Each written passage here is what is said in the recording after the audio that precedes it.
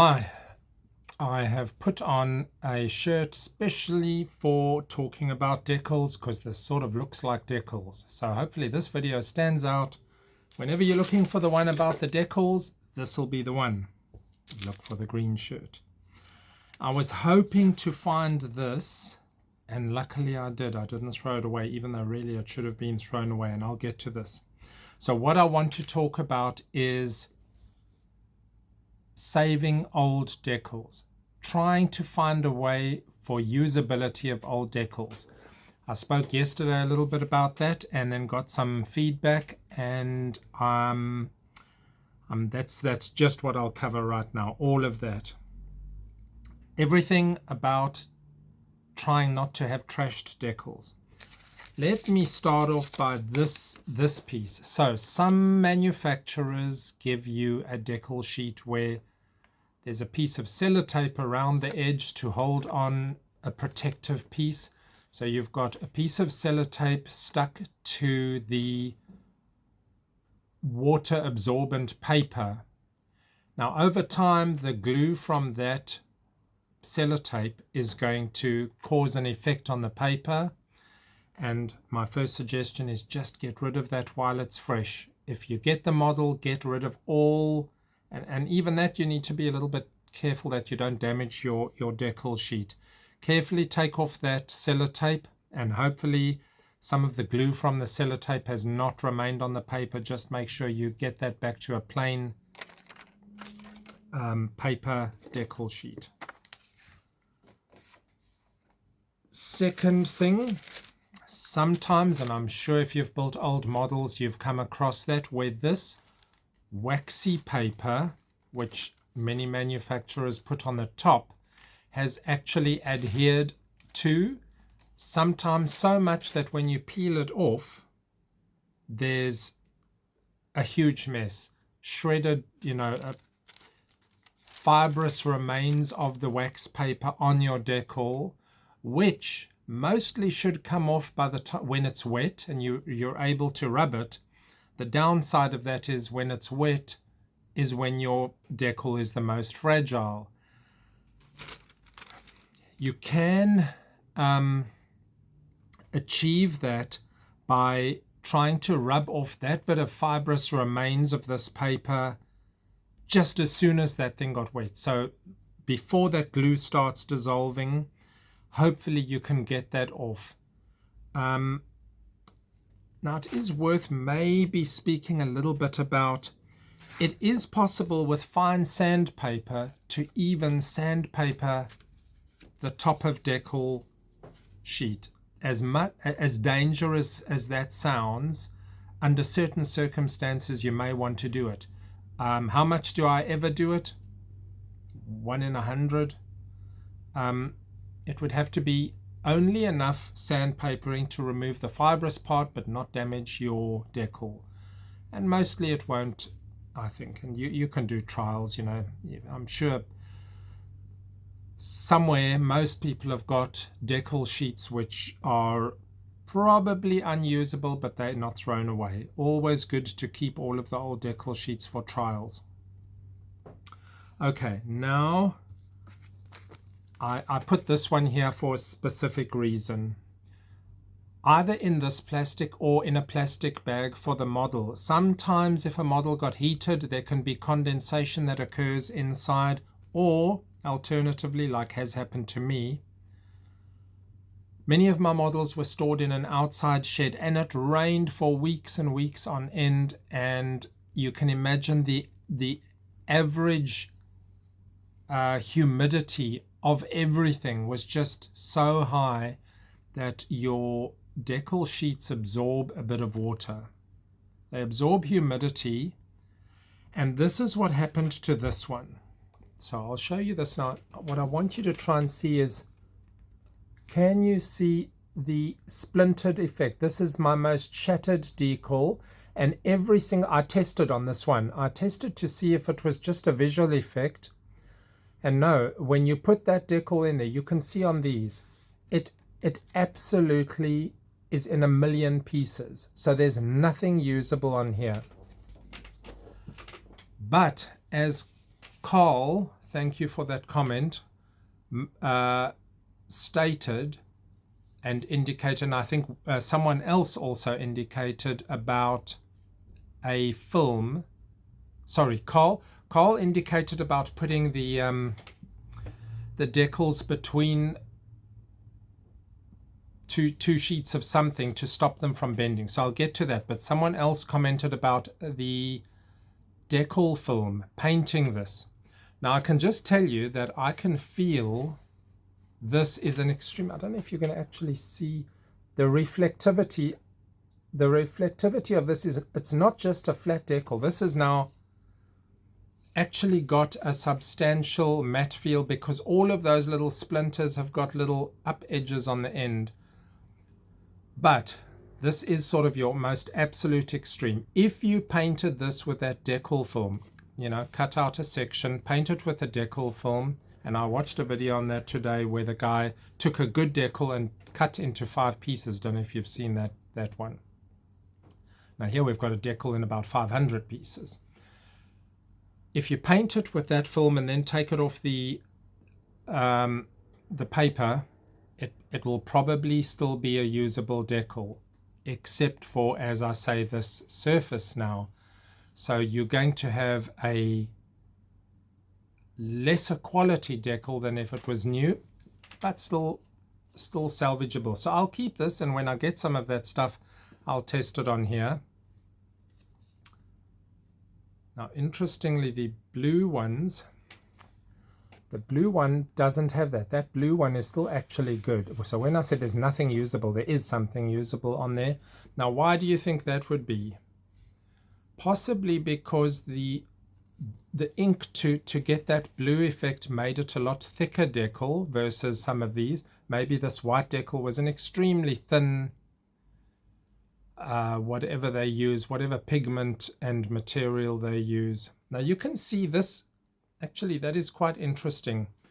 Look all around on the sheet and you'll notice that not only has the decal splintered, but the entire glue surface has splintered.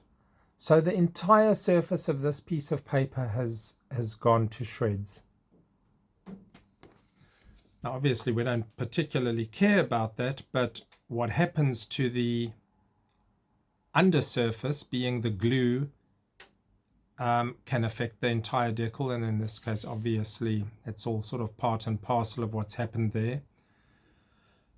It's almost a quite an interesting visual effect that it's done. I should run a little bit of ink into one of these. I might do that to show you how badly splintered that is.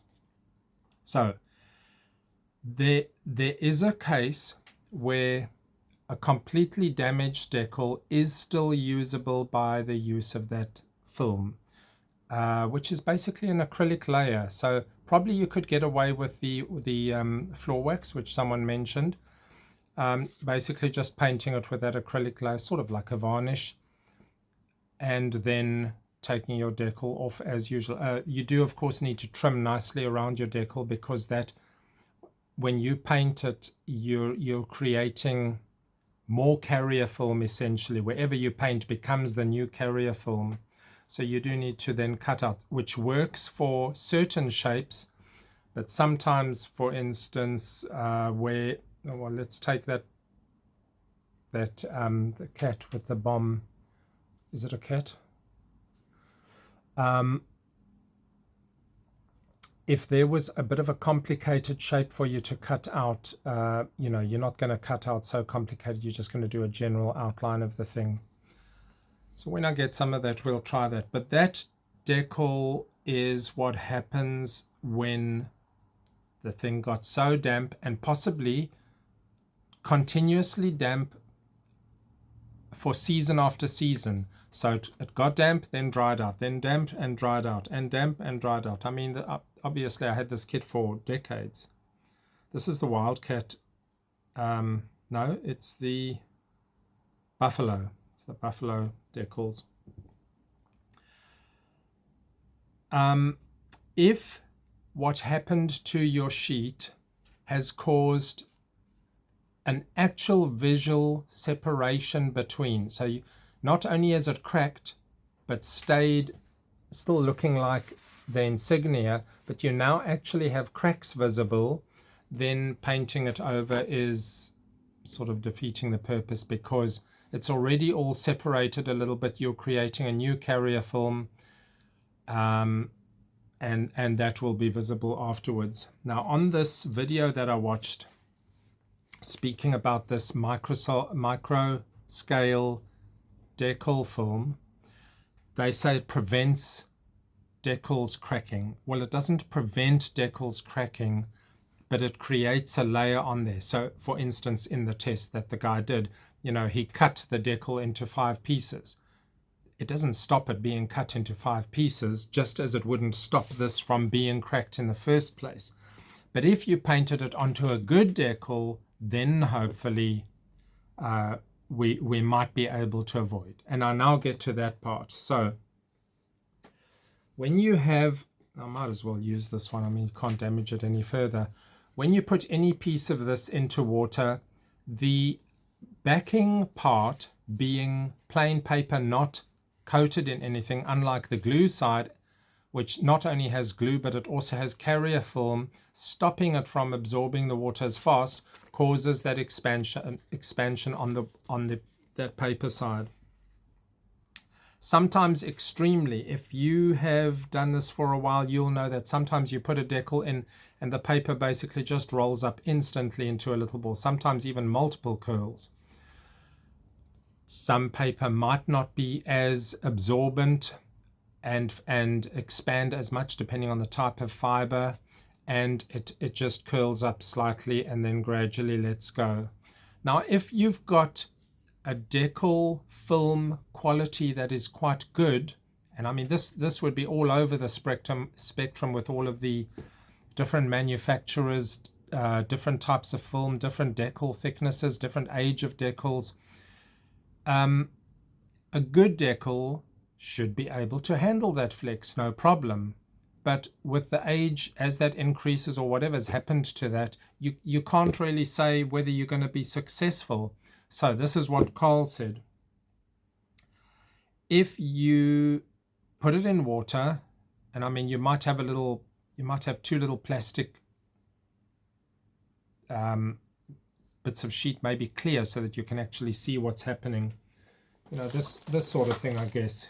That sort of plastic. And you make a little device so that you can put your decal, which can totally get wet, but it'll stop it from curling up. That hopefully firstly reduces the amount that decal has to sort of get stressed in a curve shape, which if it's a quite old and brittle decal will crack up at that point.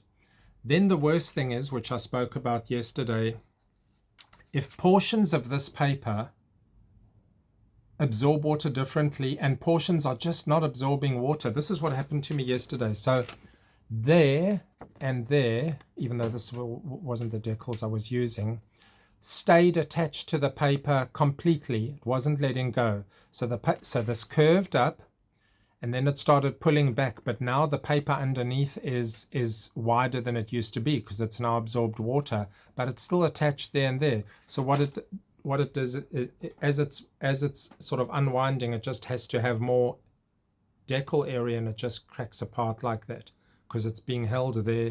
It's being held on the edges. If the paper is so aged that, and I said yesterday, warm water might benefit you there, that you've got this patchiness, and this was on the Dornier 10. I mean, really bad patchiness. Some areas were just not absorbing water, and others were absorbing water quite well. That's a big problem, and maybe that's sort of the limit at where you can recover decals. Sometimes if you've had that, just leaving it for long enough will eventually get you there, but it's not guaranteed. So that gets me to the last part, which is in the event that your carrier film on a decal like these has got itself brittle, which you won't know until you try your first decal off that sheet and submit it to a little bit of testing and stressing. If they are brittle, maybe Decals Sol, the acid, and Decals Set as well, same thing. Paint it on to your cut-off piece before it goes in water to change the properties of that just to be a little bit more malleable, in the same way that when it's on your model and it reduces the stresses and lets it relax into curves and allows you to take quite severe shape changes on a model. I think that this will work by painting your decal on, and as I said, I will do trials for this. I'll do it even in demo. But I can't prove anything till you've actually had a decal which you know shatters, and then you do the test on another one and show that it doesn't shatter, to show that the use of that Decals Sol alone allowed it to handle the stresses of getting off the paper. So we've got that there. Was there anything else that I was going to say on that? When you put your decal in, when you've painted it a little bit with the Decals Sol and Decals Set and given it a minute, because it shouldn't actually suffer any damage by still being on the paper, because all it's doing is relaxing its tension, and it could budge now more with any change in the paper. Then you just put that paper into the warm water. You may now be losing glue. That's one thing that may happen. You may lose glue, but that's not the worst. By using Decals Sol and Decals Set, you should be okay to still adhere that model. I mean, some of the papers, even no matter what you do, the amount of glue that's present is negligible, and nothing adheres very well anyway. Which is why I did say, if you've got some good decals, not being that one, but some good decal paper which had quite a piece of extra paper, or even some of that stuff you can buy, you can transfer your decal from the bad paper onto that, get a bit of glue off that. But mostly I've found that Decals Sol and Decals Set will work very well on a decal that has no glue left on it. So when you put that into the paper and into the water, and even if it's a patchy release, I'm thinking that decal should be okay. Now I will try this. This is off the 148th Texan, the Bullard's Reno Racer, of which I have so many Harvards and therefore so many of these. But these are not known to be bad decals, so I'm not expecting. I'll do a trial on one of these because I've got enough to test. But it's not likely. So that one I will reserve for testing the film. This one I will do trials for the Decals Sol and Set, even though they're probably good decals, just to show that no harm will come. But we'll see if we can get it quite nice and soft. Keep in mind that irrespective of any method that you may be using, some decals are just so fragile and thin that even with your best method, you get them onto the model, you're busy settling it, and you're almost at the end, and then it cracks. You just did a last bit of test. And then you get like that CX500 Turbo that I was doing. And I can't remember who was the decal maker for that kit, but they were very, very thick decals. So they were a little bit fragile in the sense that they cracked easily, but they were very thick. So presumably they would be a good candidate for softening, and I do have another one of those kits to build, so when I get to that, that'll be a candidate for that.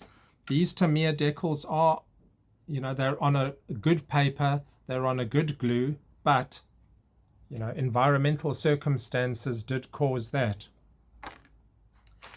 This one has probably been through similar environmental circumstances, because I can see that the reflectivity is showing me that the glue is essentially gone off there. You should be able to see a glossiness from the glue almost equal to the carrier film.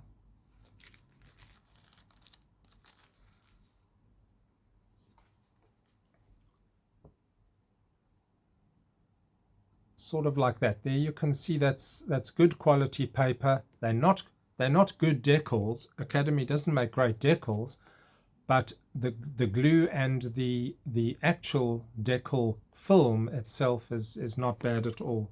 So that's another candidate for me to use for trial purposes, is some of the Academy decals, which this is maybe not the worst of them. That's not a bad one, but oftentimes Academy decals are sort of wrong color set, but misaligned. I'm just trying to spot if this has got a crack. No, that's not.